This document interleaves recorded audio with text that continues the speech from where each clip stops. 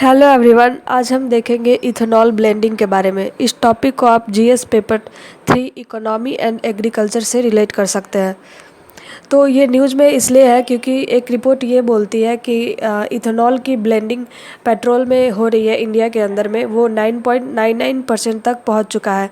और हमारा फोकस ये है कि हम इस इथेनॉल ब्लेंडिंग को आगे और बढ़ाएं। ब्लेंडिंग मिक्स मीन्स कि मिक्स करना या फिर मिला देना। इससे फ़ायदा ये होगा कि जो फार्मर्स हैं उनकी इनकम बढ़ेगी और इंडिया के पास जो है वो पैसा भी बचेगा। अब हम देखते हैं कि इथेनॉल ब्लेंडिंग होता क्या है। तो इथेनॉल जो है वो एक बायोफ्यूल है जो कि नेचुरली प्रोड्यूस होता है by the process of fermentation. और बायोफ्यूल जो है वो नेचर में 3 फॉर्म में पाया जाता है, सॉलिड, लिक्विड और गैस। तो सॉलिड में आ जाएगा would, dried plant material and manure. Liquid में आएगा बायो इथेनॉल एंड बायोडीजल और गैस में आएगा बायोगैस। तो ये सारे जो है सॉलिड, लिक्विड एंड गैस के फॉर्म में वो उनका यूज किया जाता है हीट और इलेक्ट्रिसिटी जनरेट करने के लिए। बायोफ्यूल के अंदर जो है वो अलग अलग 4 जनरेशन होती है। तो फर्स्ट जनरेशन बायोफ्यूल में क्या होता है कि वो हाई कार्बन कंटेंट रहता है उसके पास, और वो जो भी इडिबल आइटम्स है, खाने वाले आइटम्स, उससे बनते हैं, जैसे कि शुगर हो गया, कॉर्न, स्टार्च, ईटीसी। अब सेकेंड जनरेशन बायोफ्यूल में क्या होता है कि ग्रीन हाउस गैस जो है वो ग्रीन हाउस गैस का जो कंटेंट है वो लेस होता है देन फर्स्ट जनरेशन बायोफ्यूल। ये बनता है made from left over of food crops, जैसे कि राइस होते हैं, राइस हस्क और वुड चिप्स।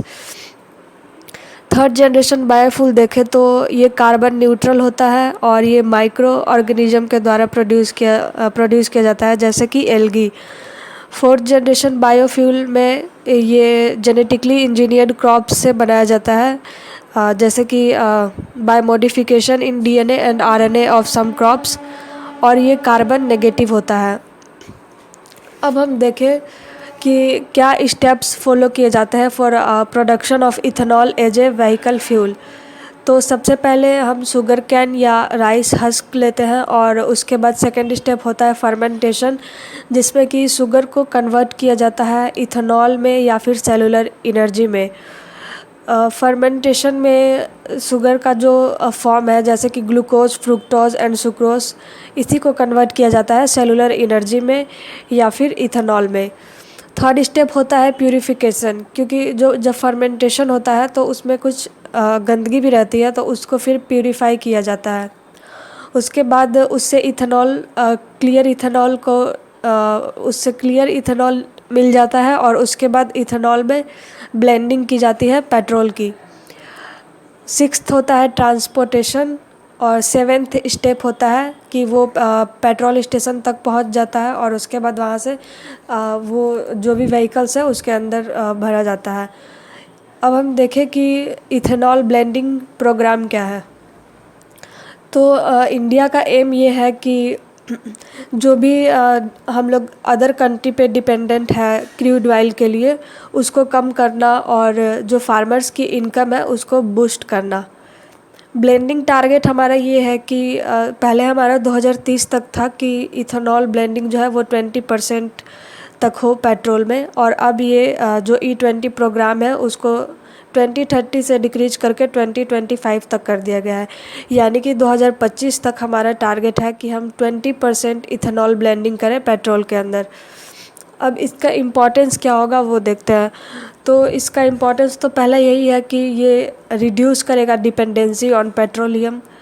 सेकंड है कि मनी को सेव करेगा, और थर्ड है लेस पॉल्यूटिंग। इसके इश्यूज़ देखें तो इश्यूज़ है कि इससे, जैसे कि ये खाने वाले आइटम से बन रहा है तो इससे राइज ऑफ हंगर होगा, जैसे कि इंडिया का रैंक जो है वर्ल्ड हंगर इंडेक्स 2021 में वो 116 कंट्रीज़ में से 101 पे इंडिया का रैंक था। तो इस तरीके से जो एक हंगर की सिचुएशन है वो अराइज हो सकती है। सेकंड है कि कॉस्ट। तो जैसे कि प्रोडक्शन ऑफ बायोफ्यूल है उसके लिए हमें लैंड की रिक्वायरमेंट होगी। तो इससे इम्पैक्ट क्या होगा कि जो हमारे बायोफ्यूल के कॉस्ट है और जो फूड क्रॉप्स है उनके ऊपर भी इम्पैक्ट पड़ेगा। थर्ड है कि वाटर यूज़, जैसे कि हम जानते हैं कि राइस और शुगर कैन इनको प्रोड्यूस करने के लिए बहुत ज़्यादा वाटर की रिक्वायरमेंट होती है। तो इससे भी ये एक इशू है कि जो वाटर है वो बहुत ज़्यादा चाहिए हमें इन सबको प्रोड्यूस करने के लिए।